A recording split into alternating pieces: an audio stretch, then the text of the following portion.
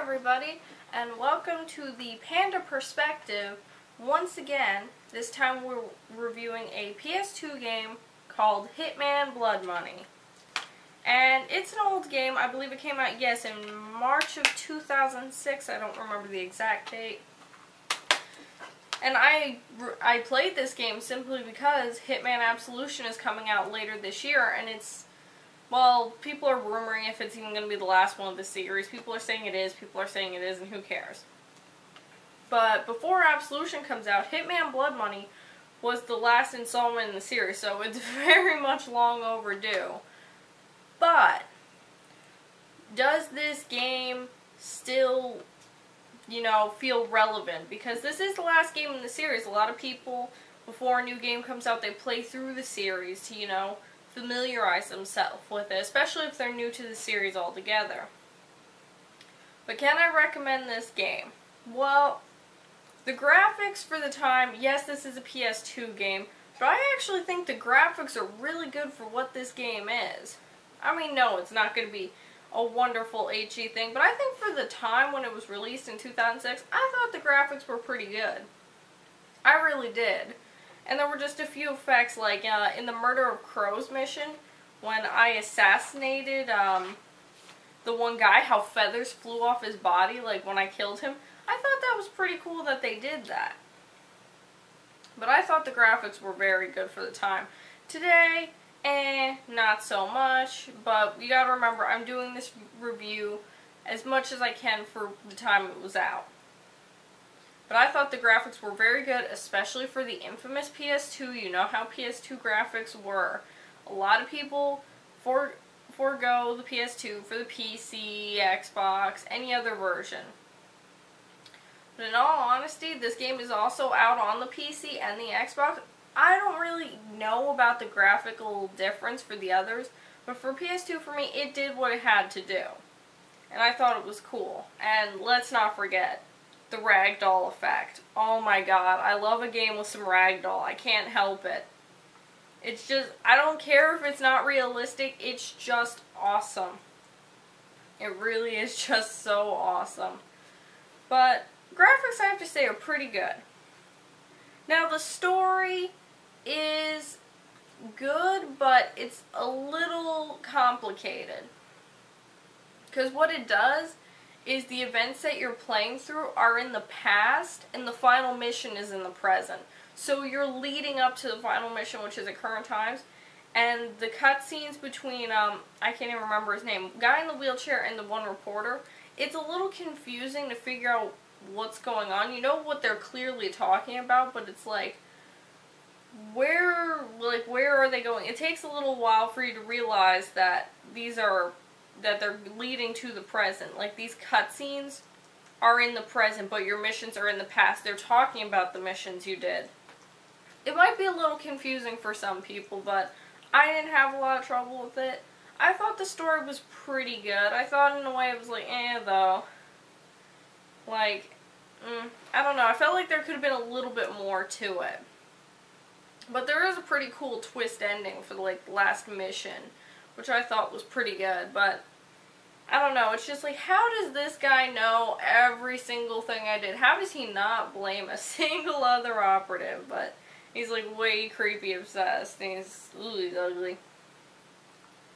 So the story I thought was good. It was a decent story for what it was. I mean, Hitman, I don't really play for the story, I played for the gameplay, but the story I thought could have been a little bit more. I don't know. We'll see with Absolution if they do a crazy, intense story or not, but I like the twist at the end. I'm not going to spoil it, but it's pretty cool what it leads to. I think it does lead to what's going to be the theme of Absolution, but nevertheless, awesome. Gameplay, oh my god, it's excellent. There are so many options to eliminate targets in this game, it's not even funny. I only did one option of all of these. There's almost infinite combinations of what you can do. You could kill more people, you could kill less people, and depending on what you do, it'll all affect your ranking, if you're going to be a silent assassin or not. Obviously, the more noise and violence, the lower your rank. So it's definitely fun to go play back and see if you can get Silent Assassin ranking. Or if you want to get like the craziest rating, most violence, most noise. I actually did that one time. And it's pretty cool just to see how everything comes out. And like, you can switch costume, you know, sedate people, take their costumes, and go through the levels. It makes it easier or harder. Like, in A New Life, I dressed as an FBI agent. I got full access to the house. That was pretty cool. But, you know, if I dressed as the clown, they'd be searching me all the time. Or, like, when I was the pool boy, they searched me. So it's like, it all depends. You gotta kind of pick your costume wisely. You gotta stay quiet. And if you think someone suspects who you are, you gotta really change your costume. Because that's what happened in the amendment level. I can't remember what the number is after that. But the amendment level was a pain in the butt because they knew who I was, I believe, as like an FBI guy. So I switched like the carpenter outfit. I switched like 3 different outfits. One thing that annoys me is the massive like money reduction for suit retrieval. $5,000 to retrieve a suit? Really? $5,000. That better be the best damn suit ever. That better not be some cheap Men's Warehouse shit. That better be like Brooks Brothers shit. Fancy tie and everything, but really. And then of course there's deductions if you leave your suit behind on the level, or if you leave a customized weapon behind. Like if I left my silver ballers behind one level. There's, let's see, I believe that there's a thing called damage control. I guess it is if you make a lot of noise or violence. I'm not 100% sure.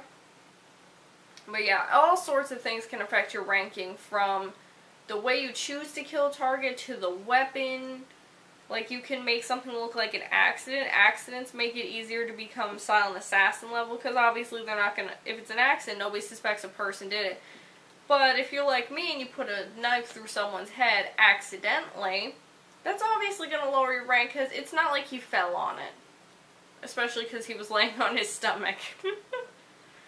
But, like, there's just so many fun ways to do it, and I gotta say, this doesn't really have anything to do with gameplay, but what the fuck is with that spinning that Agent 47 can do? Why can he spin in place like that? I know this is gonna sound weird, but I hope they keep that for Absolution, just because that was so funny. And there's several playthroughs of, like, there's not only mine, there's other playthroughs who have done it, and they just do the spinning, and it's so funny, especially at the right moment. Like when I'm on the Till Death Do Us Part mission, and I'm spinning around on the dance floor, and everyone's looking at me like I'm an asshole.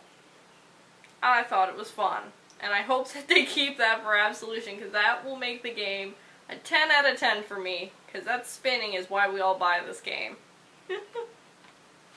But like I said, there's an infinite amount of ways to kill someone, to do this, to do that. There's an infinite number of ways, and I actually might, before Absolution comes out, maybe like the week before or so, I'll make an alternate playlist of different ways to pursue each mission.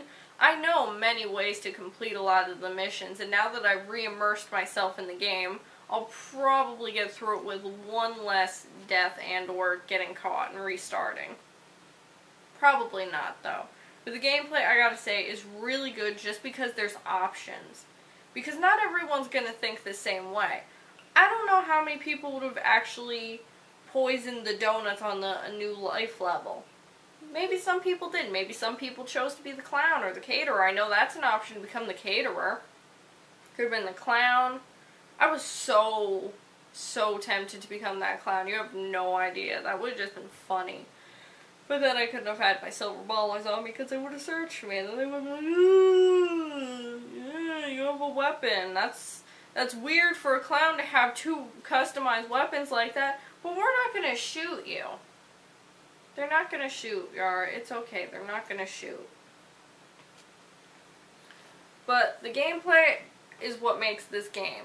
I know some people say that they buy games because it has amazing graphics, but if you ask me, if you can't play the game, you wasted your money. I don't give a shit if the graphics are 3D, amazing, Avatar. If the game sucks, I'm not going to like it. I don't buy a game for graphics. I don't buy it purely for story, but story does influence it quite a bit, because if the story's stupid, then I'm going to get really bored and I'm not going to see any point in continuing. I buy games for gameplay, and if the gameplay sucks, I'm going to let people know it sucks. There are times when I got caught and it was in the most bullshit ways, but I managed to pull through. I beat the game. I did some fun stuff. I'm definitely looking forward to doing the alternate playlist before Absolution comes out, where I show the different ways people can die. Like,